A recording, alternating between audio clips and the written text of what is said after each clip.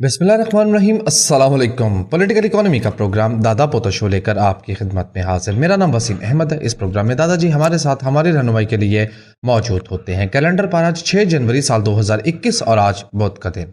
उसी पाक परवरदिगार के लिए तमाम तारीफ़ें जो तमाम जहानों का परवरदिगार है। नबी करीम सल्लल्लाहु अलैहि वसल्लम की ज़ात अक़दस पर लाखों करोड़ों अरबों खरबों दुरूद व सलाम। पॉलिटिकल इकोनॉमी के प्रोग्राम दादा पोतो शो का आज ये स्पेशल एपिसोड जो कि आपकी फीडबैक पर मुश्तमिल होगा। आपके भेजे गए सवालात के जवाब हम इस प्रोग्राम में दादाजी से हासिल करेंगे। दादाजी को शरीक गुफ्तगू करते हैं। दादाजी अस्सलाम वालेकुम। वालेकुम अस्सलाम। दादाजी क्या हाल है? अल्लाह का बड़ा करम है, उसकी बड़ी इनायत नवाज़ें कि हम आपके साथ। बेशक। फीडबैक शुरू कर दूं? जी बिल्कुल जी बिल्कुल। पहला मैसेज फैसल भट्ट का है। कहते हैं दादाजी ईद कुर्बान पर जो रॉ मटेरियल है यानी कि खाले वो तो टका टोकरी हो गई, लेदर की प्रोडक्ट्स नहीं सस्ती हुई। हाँ, क्यों? उसकी वजह यह है कि हमारे यहाँ लेदर की प्रोडक्ट्स वो होती हैं जो कि यहाँ से, देखिए पाकिस्तान में लेदर की दो प्रोडक्ट होती हैं, एक हाई एंड प्रोडक्ट, एक लो एंड प्रोडक्ट। पाकिस्तान में जो लेदर गुड्स बनती हैं, पहले तो आप बताएं जो चमड़ा बनता है, मेशा जिसको कहते हैं, वो बनता है, वो पूरे का पूरा जब एक्सपोर्ट होता है ना, मतलब पूरे पार्चा जात उसके पूरे पूरे पीसेस एक्सपोर्ट होते हैं तो वो महंगे जाते हैं। और जब हम उसके बूट बना के भेजते हैं या पर्स बना के भेजते हैं वो सस्ते जाते हैं। ठीक है, ठीक है। क्योंकि वो लोग जब अपने प्रोसेस में से, स्टिचिंग में से उसको गुजारते हैं तो वो हाई एंड प्रोडक्ट बनाते हैं।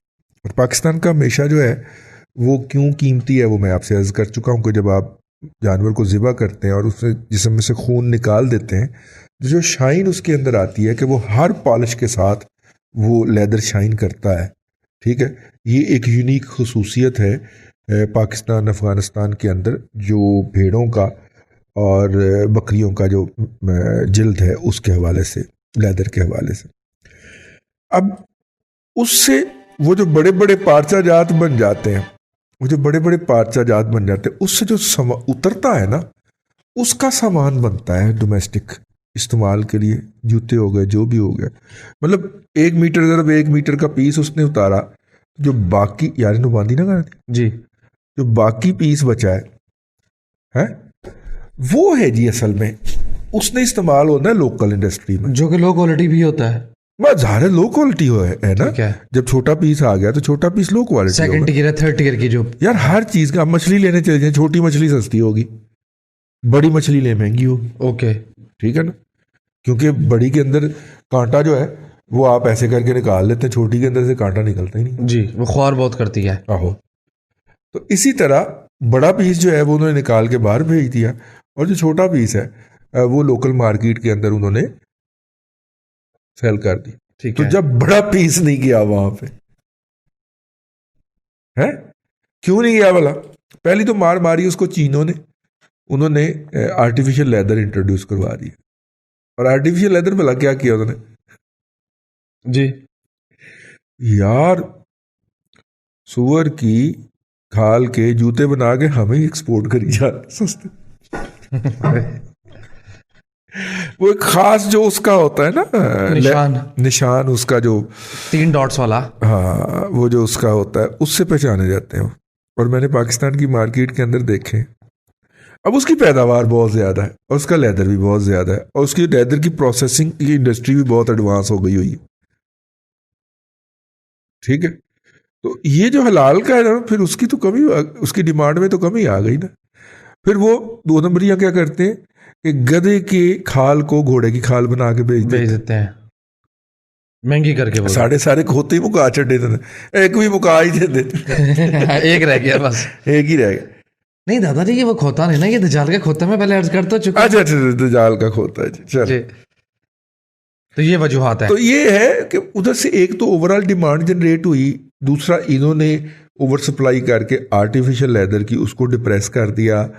अब यूरोप में जो बच्चा पहले लेदर जैकेट का बड़ा शौकीन होता था, अब वो सोचता है कि जितने में ये सियालकोट की बनी हुई मैं एक लेदर जैकेट खरीदूंगा, उसमें चीने मुझे 4 दे देंगे, तो मैं 4 क्यों ना खरीदूं? ठीक है ना, थोड़ा सा घिस जाए तो फेंक के। प्राइस कॉन्शियस मार्केट है ना। ठीक है, प्राइस कॉन्शियस ना भी हो, उसको वैरायटी मिल जाती है ना, वो एक की बजाय 4 ले लेता है, 5 ले लेता है, इतना ही फर्क डाला है उन्होंने। तो ये हुआ है असल वजह। ठीक है, तारिका मैसेज कहते हैं दादाजी, हमारी हिस्ट्री में और आजकल भी पाकिस्तानी कौम के साथ जो उतार चढ़ाव होता है, मद्दोजर है, इसकी वजह क्या हमारी कॉलोनियलिस्टिक अप्रोच है? नहीं, हम अभी तक आजाद हमारे यहाँ ना तालीम की कमी और महारतों का फुकदान है इसकी वजह। आप लोगों को महारतें दे दीजिए। ये जो वजीर आजम कहता है ना कि जनाब मैं नौकरियां दूंगा, इसका बाप भी नहीं दे सकता इस तरीके से। देखिए इस वक्त टेवटा के बहुत सारे डिसिप्लिन और बहुत सारे ऐसे कोर्सेज हैं जिनकी कैपेसिटी अनयूटिलाइज पड़ी हुई है। ठीक है ना? यानी मैं ये नहीं कहता कि आप जो है वो प्राइवेट सेक्टर में ना ले, लेकिन जब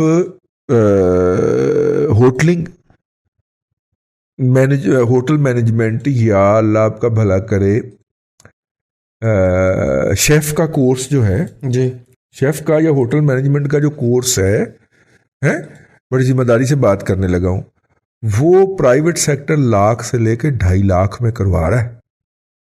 तो बड़े पैसे होते हैं जिसने शेफ बनने के लिए प्लान करना है, और उसके मुकाबले में टेवटा वो कोर्स मुफ्त करवा रहा है, बल्कि वजीफा भी दे रहा है। चूंकि उस कोर्स की मशहूरी नहीं है तो लिहाजा बच्चे जाके 2.5 लाख वाली जगह पे फंसते हैं और वालिदैन की जान निकाल के पैसे दिलवाते हैं। तो ये जो और वो वहां पे 30 की कैपेसिटी है हमारी, ठीक है, और 12 स्टूडेंट आ जाते हैं, कभी 14 आ जाते हैं, हाथ आए तो 16 आ जाते हैं, यानी कैपेसिटी पूरी नहीं हो रही। और फिर एक शिफ्ट की बात कर रहा हूं, वो 3 शिफ्टों में चल सकता। जब स्टूडेंट की डिमांड होगी तो टेवटा की मैनेजमेंट फैसला करेगी ना इसके 2 शिफ्टों में चलाना है या 3 में चलाना है जी, ठीक है ना। अब उसे बंद करने भी फिर रही है और प्राइवेट माफिया उसके पीछे है कि ये किस तरह से बंद हो जाए। ठीक है, मैं माफिया ही कहूंगा क्योंकि इमरान खान साहब माफिया कहते हैं। प्राइवेट सेक्टर का अपने डायनामिक्स हैं, वो जल्दी जल्दी कोर्सेज चेंज कर रहा होता है, मार्केट के मुताबिक बना रहा होता है। लेकिन यार जो इंस्टीट्यूट बन गया है तो उसको एडवर्टाइज तो प्रॉपर किया जाए ना, ताकि बच्चे मैट्रिक के बाद इंटर के बाद उधर हों और इंटरनेशनल जॉब मिलती है होटलिंग के अंदर आपको कम से कम दुबई मिलेगी, वरना बंदा गया तुर्की, अगर थोड़ा सा भी उसके अंदर नाम पैदा कर लिया। ठीक है। ये पाकिस्तान सही समत में जा रहा है। 2021 मुल्क में तरक्की का साल होगा। प्राइम मिनिस्टर ये हमने खबर पढ़ ली थी कल। दादाजी यार, दुनिया के डायनेमिक्स नहीं आप देख रहे, ग्लोबल मंदा नहीं आप देख रहे। जाओ कर लो जो कुछ करना है। अच्छा जी, मैं मैसेजेस पे रहूंगा। चले। शहीद दुरानी कहते हैं दादाजी, कभी हम बात करते हैं चाइनीज सिस्टम की, कभी रियासत मदीना की, कभी तुर्की के सिस्टम की। हम अपने यहाँ एक प्रॉपर सिस्टम अपने हालात के मुताबिक क्यों नहीं डेवलप कर लेते? कितना मुश्किल काम है ये। देखिए इतने तजर्बे कर बैठे हैं। सदारती निज़ाम हमने अब ट्राई कर लिया अयूब खान साहब के दौर के अंदर।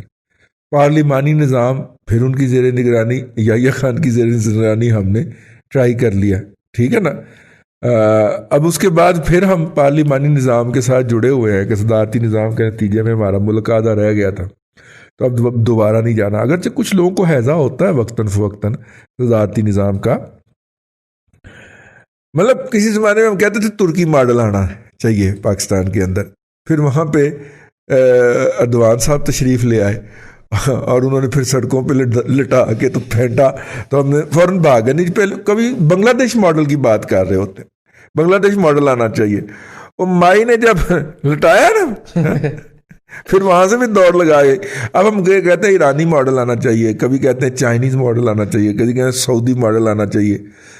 ये जो इमरान खान बोलता है ना इस तरह की जुबान, ये मालकों की जुबान बोल रहा हो। लेकिन बांग्लादेश मॉडल पे जरा रहे। 7 मौलवियों और 20 जर्नैलों की फांसी से तरक्की शुरू हुई।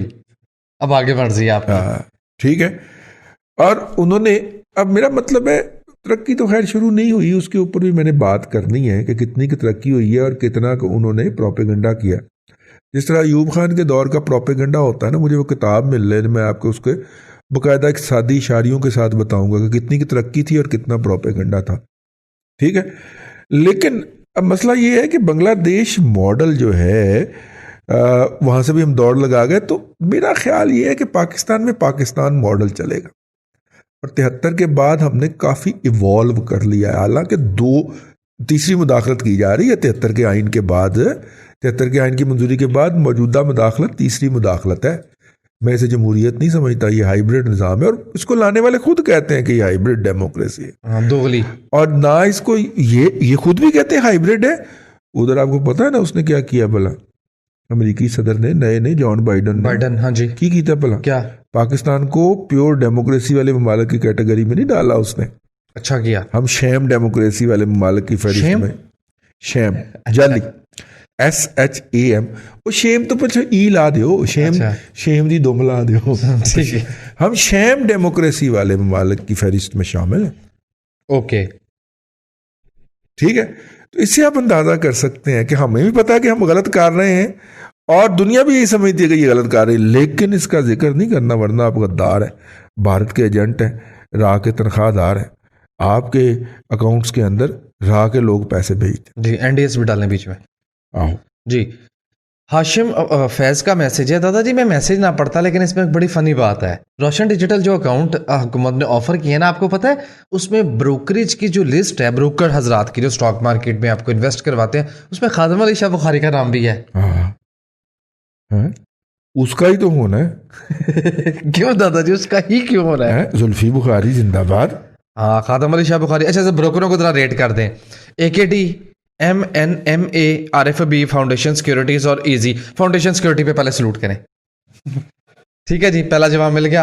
अपने AKD भाई से तो हमें वैसे बड़ा प्यार है। देखिए, आप या आपके कोई अजीज जो हैं अगर फौज पाकिस्तान में हैं, तो फाउंडेशन सिक्योरिटी आपके लिए मुनासिब है, क्योंकि फिर आप वहाँ पे एज ए VIP ट्रीट होंगे। अगर आप वो नहीं हैं और आप हम जैसे सिविलियन आदमी है, तो फिर आपके साथ वहाँ पे कुत्ते वाला सलूक होगा। लिहाजा उस गली क्यों जाना कि जिथे बंदे ने वट्टा पहनना होगा। सही बात है। ठीक है ना? ठीक है। हाँ, अपने तो अगर आप आपके साहबजादे, भतीजे, भांजे, भाई, चचा, अंकल वो है उधर से ताल्लुक रखते हैं, तो फिर ज़रूर जाइए, आप वहाँ पे एज ए VIP ट्रीट होंगे। दूसरी बात, ये जितने भी बड़े ब्रोकर हैं ना, ये मार्केट प्लेयर हैं, ये मार्केट बनाते हैं। ठीक है, ये जब आपको कहते हैं ख़रीद लो, तो ये इसने ख़रीद लिया होता है। ठीक है, और अपना माल आपको टपका रहे होते हैं, और जब आपको कहते हैं कि बेच दो, तो इन्होंने बेच लिया होता है, और ये उस वक्त आपसे माल ख़रीद रहे होते हैं। तो इनका ये भी एक मसला है। आरफ भाई, AKD भाई, ये सारे इसी कैटेगरी के अंदर आते हैं। तो ले देंगे फिर ऐसी सिक्योरिटी बाज देगी जी, और उनका हमें एग्जैक्टली पता नहीं है कि पार्टी कैसी है। ठीक है, तो खादिम अली शाह बुखारी से अवॉइड कर लें, AKD से अवॉइड कर लें, आरफ भाई से अवॉइड कर लें, बाकियों के बारे में आपकी मर्जी जी, बाकियों में से चॉइस कर।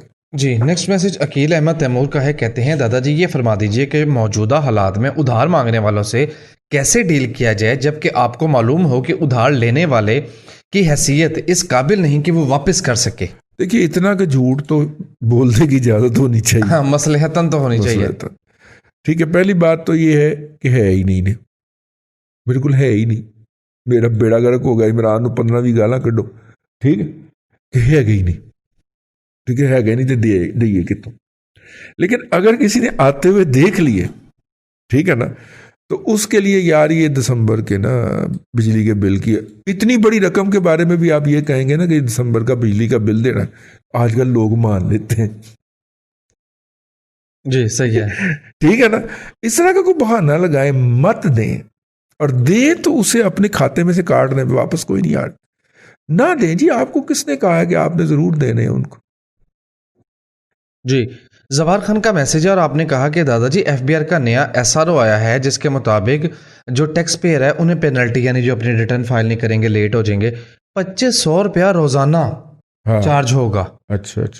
लेकिन जवाहर साहब, गुजारिश है कि मेरे इल्म के मुताबिक मुझे मेरे टैक्स कंसल्टेंट ने बताया कि 0.1% रोजाना है, यानी अगर आपके जिम्मे वाजिबुल अदा 20,000 रुपया है तो आपको 220 रुपये या 200 रुपया रोजाना पड़ेगा। लेकिन अगर आपके टैक्स कंसल्टेंट ने रिक्वेस्ट डाल दी है कि भाईजान हम किसी मजबूरी के बायस लेट हो गए, नहीं कर सके, तो FBR आपको इजाजत दे देता है। ठीक है, मेरे जानने वाले हैं जिन्होंने 2 इजाजतें ली हैं। ठीक है ना, पहली इजाज़त उन्होंने 23 तारीख तक ली थी, 23 दिसंबर तक की, और अब भी मेरा ख्याल उनकी 8 या 9 जनवरी तक की इजाज़त है, दूसरी इजाज़त, और मिल जाती है। ऑनलाइन ही आपने डालनी होती है कि जी फलान डेट तक हमें इजाज़त दे दें, तो वो ऑटोमेटिकली सिस्टम आपको इजाज़त दे देता है। तो इसलिए वो मेरा ख्याल उन्होंने ये नोटिफिकेशन इसलिए भेजा कि आप डर के, अगर आपने एक्सटेंशन ली हुई है, एक्सटेंशन इसको बोलते हैं, इजाज़त दी हुई है, तो आप जल्दी जल्दी अपना रिटर्न फाइल कर लें। आपको कहा भी एक्सटेंशन की बात नहीं करनी। मैं इसलिए इजाज़त की बात कर रहा हूं। अच्छा जी। काशिफ अली रजा कहते हैं दादाजी, कुछ माह पहले आपने देखा कि फर्नेस ऑयल और ऑयल की जो प्रोडक्ट्स हैं उनकी कीमत बहुत गिर गई, लेकिन जब मैं ये सुनता हूं कि पाकिस्तान उसी ऑयल से, फर्नेस ऑयल से महंगी तरीन बिजली प्रोड्यूस कर रहा है, तो मैं बहुत परेशान हो जाता हूँ। हाँ, ये दादाजी का भी दुख है। क्यों? ऑर्डर क्योंकि नहीं हमने प्लेस उस वक्त ऑर्डर ही प्लेस नहीं किया था। ठीक है, हम महंगे होने का इंतजार करते रहे, और -$16 से जब ऑयल की कीमत +$20 पे पहुंची, तो फिर हमने पहला ऑर्डर प्लेस किया। तकलीफ होती थी, मौत पड़ती थी हमें, ठीक है ना। अरेबियन लाइट क्रूड भी तो $12 तक तो गया था ना, 12 से 20 तक का हम इंतजार करते रहे। जी बददियानत लोग हैं, बदनीयत लोग हैं, नाअहल लोग। बिल्कुल ठीक है। शहीर कहते हैं दादाजी, जहाँ पे भी गवर्नमेंटल ट्रांसपोर्ट मौजूद है वहाँ पे दीगर ट्रांसपोर्ट के जो हैं प्रोवाइडर, सर्विस प्रोवाइडर्स, वो उनसे थोड़ी सी सस्ती और बेहतर सर्विस दे रहे हैं। ऐसे में गवर्नमेंटल प्रोजेक्ट्स की वायबिलिटी कैसे निकलेगी? हाँ, बिल्कुल सही कह रहे हैं आप। ये पेशावर की बात कर रहे हैं। इवन मेट्रो के रूट पे भी तो चल रही है ना चीजें। हाँ, हुकूमत उस हवाले से सही कानून कह रहे साजी हैं। तो नहीं करती। नहीं, कानून साजी करनी भी नहीं चाहिए। यही तो ऑब्जेक्टिव होना चाहिए कि लोगों को अच्छी सवारी मिले। तो मोनोपलाइज अगर किसी को भी कर देगी, भले वो पब्लिक सेक्टर को करे, भले प्राइवेट सेक्टर को करे, तो देखें ना, प्राइवेट सेक्टर ने फिर बेहतर किया होगा ना अपना स्टैंडर्ड, जी, और रेट कम किया होगा। सरकार कम्पीट करे ना। यही ऑब्जेक्टिव होता है सरकार का, कि उस स्टैंडर्ड बेहतर करे। यासिर नियाज, आपके मैसेज का शुक्रिया। मेरा गुमान है, मुझे शक पड़ा है कि ये मैसेज पहले भी आया था कि बैंक से कर्ज लेके घर बनाना, फिर उसे किराए पे दे के बैंक की किस्तें देना, कैसा फॉर्मूला है? देखिए, आप नॉर्मली दे नहीं पाएंगे। जी मैं आपको अर्ज करूं, आपने फर्ज करें 1 करोड़ रुपया बैंक से लिया, ठीक है, और उसकी माहाना किस्त जो है वो 1 लाख रुपया बनती है। मैं मिसाल के जी तौर पे बात कर रहा हूँ, वैसे बनेगी इन्हीं की, लेकिन चले 1 लाख रुपया बनती है, क्योंकि 1000 के ऊपर 10,000 के ऊपर 1,000 और लाख के ऊपर 10 लाख, लाख के ऊपर 10,000, ये तो सिर्फ उसका सूद ही बनता है ना, तो असल ज़र भी आपने कुछ ना कुछ वापस कर दी। ठीक, नॉर्मली ये होता है कि आपके बैंक की किस्त का जो आधा हिस्सा होता है वो बैंक के लोन से, बैंक के किराए से आ रहा होता है, वो मकान के किराए से आ रहा होता है, और जो आपकी, अल्लाह आपको भला करे, जो बाकी आधी रकम होती है वो आपको पल्ले से डालना पड़ती, ठीक है, और ये मामला आपको 5 से 10 साल तक बर्दाश्त करना पड़ता है। फिर डेप्रिसिएशन की बायस और उस मकान के किराया बढ़ने, उस मकान के किराए में 10% सालाना इजाफा होता जाता है, ठीक है, ऐसे ही है। तो फिर आपका कंट्रीब्यूशन कम होता जाता है। देखिए, मकान का किराया 6% से ज़्यादा नहीं होता साल का, किसी भी सूरत नहीं होता पाकिस्तानी मार्केट में, जबकि बैंक काइबर प्लस अपने सर्विस चार्जेस लेता है 7.5 जमा 3-4% तो आपसे लेगा ना। 12% आपसे ले रहा है, तो डबल है। तो आधी पैसा जो है ना इब्तदाई तौर पे आपको जो बैंक की किस्त है उसका खुद अदा करना। गेन कितना होगा?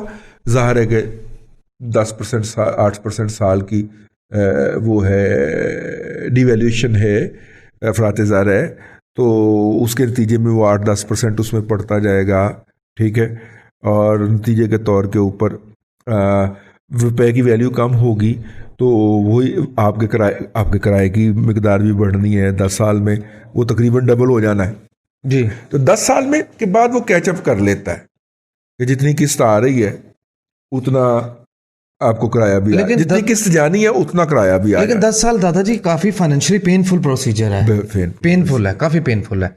जमान हैदर कहते हैं दादाजी ये फरमाइए कि अदरक पाकिस्तान में काश्त नहीं होता, ये से होता हो गया है, लेकिन उसकी पैदावार बहुत कम होता है। पंजाब के अंदर बहुत सारे लोग तजर्बात कर रहे हैं, और लेकिन पैदावार कम क्यों होती है? बदसूरत होता है, थोड़ा सा छोटी छोटी उसकी वो होती है, जो हम चाइना या इधर वगैरह ईरान वगैरह से इंपोर्ट करते हैं, वो बड़ा होता है। ज़ाहिर उस पर काम नहीं हुआ, जनरल क्रॉप नहीं है, इसलिए उसके ऊपर हम कुछ नहीं कह सकते।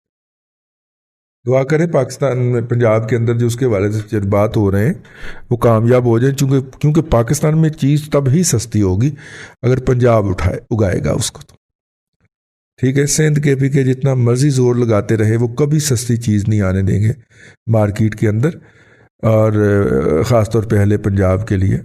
ये नहीं कि 12 महीने सब्ज़ी ख़त्म हो जाती है, हर सब्ज़ी 12 के 12 महीने होती है, लेकिन चूँकि बाकी सूबों से पंजाब में आ रही होती है तो महंगी होती है और महंगी तरीन होती है, और जैसे ही वो पंजाब उगाता है तो बाकी सारे सूबों में भी सस्ती, बल्कि सस्ती तरीन हो जाती है। जी ले जी, खात्मे का ऐलान करें। खात्मे का ऐलान जी, छुट्टी ले सामीन कराम, जाते हुए आपसे वही रिक्वेस्ट करनी थी कि आप जो है वो हमारे उसको चैनल को सब्सक्राइब करें और लाइक ज़रूर फरमाएं, ताकि हमारा ये आपके साथ मोहब्बतों का सिलसिला जारी रहे। अल्लाह आपको आसानी अता करे। मैं फेसबुक पेज की बात कर रहा हूँ, फेसबुक पेज को लाइक किया करें, हमें वहाँ पे एक अल्टरनेटिव खड़ा करना है। अल्लाह आपको आसानियाँ अता फरमाए, आसानियाँ खल्क़ खुदा में तकसीम करने की तौफीक अता फरमाए। आमीन दादाजी, बेहद शुक्रिया। नाज़रीन इकराम, पॉलिटिकल इकोनॉमी का प्रोग्राम दादा पोतो शो आज स्पेशल एपिसोड आपकी खिदमत में पेश किया गया, जो कि आपके फीडबैक पर मुश्तमिल था। मैं उम्मीद करता हूँ कि आज का प्रोग्राम आपको पसंद आया होगा। वसीम अहमद को दादाजी के साथ इजाज़त दीजिए। इंशाअल्लाह अज़ीज़ आपसे मुलाकात होगी अगले प्रोग्राम में, तब तक के लिए अल्लाह हाफिज़।